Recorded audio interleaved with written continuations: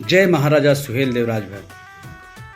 परम सम्माननीय मेरे अभिभावकगण, माताएं, बहनें और मेरे नौजवान साथियों, जैसा कि आप जानते हैं कि राजभर समाज सामाजिक रूप से, आर्थिक रूप से और शैक्षणिक रूप से बहुत कमज़ोर है।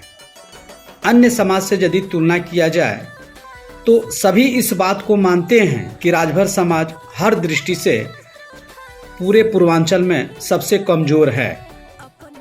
मित्रों, ऐसे कमज़ोर समाज को आर्थिक उन्नति के लिए भारतीय संविधान में एक आरक्षण का प्राविधान बनाया गया है, अर्थात कि आरक्षण के द्वारा उस समाज को हम विकास के धारा में ला सकते हैं।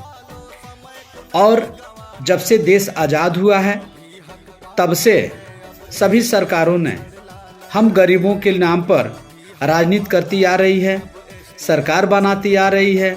जब वोट की बात आती है तो सभी पार्टियों के सभी नेता इस बात को महसूस करते हैं कि राजभर समाज सभी दृष्टि से काफ़ी कमज़ोर है।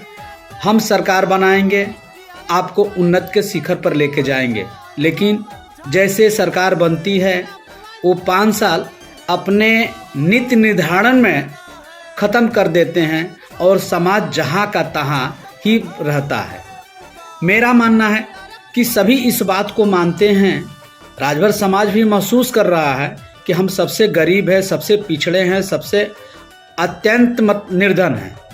यदि ऐसा है तो भारतीय संविधान के अनुसार एसटी आरक्षण के तहत हम एसटी आरक्षण के लिए पात्रता रखते हैं और एसटी आरक्षण के पात्रता के कारण हमें पूरे राजभर समाज को एसटी आरक्षण के सूची में सूचीबद्ध करना चाहिए।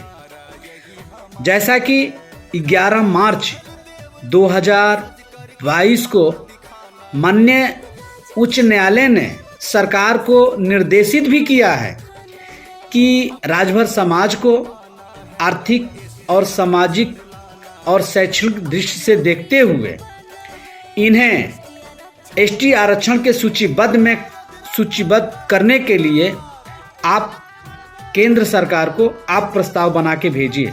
मित्रों, दुख के साथ, अफसोस के साथ कहना पड़ रहा है कि लगभग 17-18 महीना होने जा रहा है, आज तक सरकार ने अभी तक प्रस्ताव बना करके भेजा नहीं है। मित्रों, 2024 का चुनाव आ रहा है। सभी पार्टियां राजभर बस्तियों में राजभर का वोट और सपोर्ट लेने के लिए पुनः पूर्व की तरह लालीपाप दिखाएगी।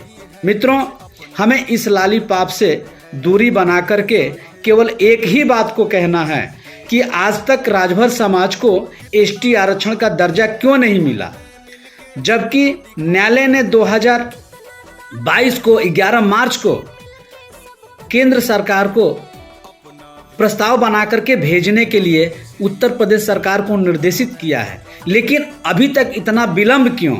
तमाम प्रश्न हैं मित्रों। इस तरह का प्रश्न हम आने वाले समय में, आने वाले चुनाव में अपने जो भी हमारे समाज के, जो भी हमारे पार्टी के जो भी लीडर आपका वोट और सपोर्ट लेने के लिए आ रहे हैं तो आप निश्चित रूप से उनसे सवाल और जवाब करिए। मित्रों, इसी आर्थिक रूप से, सामाजिक रूप से और शैक्षणिक रूप से हम कमज़ोर हैं।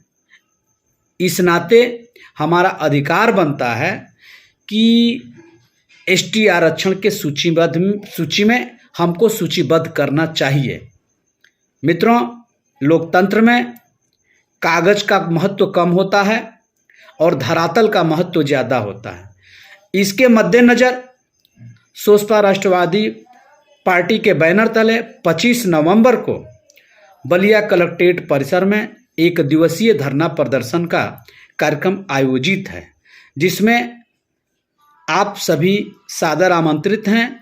आप अपना बहुमूल्य समय निकाल करके 25 नवंबर को अपने भविष्य के लिए बलिया कलेक्ट्रेट परिसर चलिए और अपनी ज़बरदस्त उपस्थिति दिखा करके सरकार को चेतावनी देने का काम किया जाए। मित्रों, कि आप हमारी बात को मानिए और संविधान के अनुसार जो भी हमारी मूलभूत आवश्यकताएं हैं, हम एसटी की पात्रता रखते हैं, आप हमें एसटी की सूची में सूचीबद्ध करिए, फिर 2024 में आप हमारा वोट और सपोर्ट लीजिए।